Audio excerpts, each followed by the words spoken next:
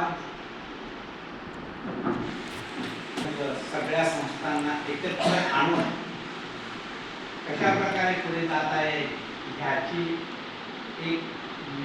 उजळणे समोर दिसत आहे की आपण सगळे कसे एकत्र आहोत. त्यामुळे प्रत्येकाचं वेगळं नाव न घेता असं सांगेन की आपण सामाजिक संस्था का निर्माण करतो, समाजाचं पण प्रत्येकाचं धोरण काही ठिकाणी बदल, काही वेळा त्यांना गैरसमज होतात, काही वेळा आपण कसे पुढे जावे ह्याचं अध्ययन करता येत नाही किंवा प्रत्येकाचा तेवढा मोठा आवाका नसतो. अशा विविध अडचणी येत असल्यामुळे असं निदर्शन झालं कुठेतरी आपल्याकडे समाजसेवा म्हणजे नक्की काय करावं, ते शास्त्रशुद्ध पद्धतीने कसं व्हायला हवं, अशा प्रकारचं एक धोरण, एक विचार काही वर्ष आमच्या मेधासमया काळाच्या मनात त्या सारख्या मागे लागायच्या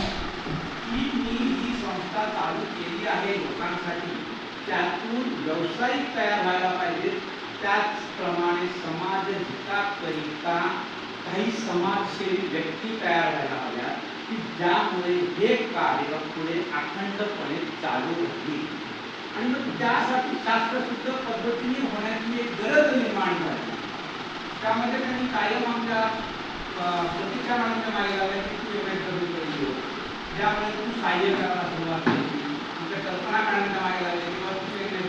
बी ए होतं, नॉन मॅट्रिक होती, बाहेरून 12वी केली, त्यानंतर बी ए केलं, त्यानंतर आता पुढे आम्ही केलेल्या मागे लागलो पण प्रत्येक अपेक्षा आहे. कारण त्या पण आमच्या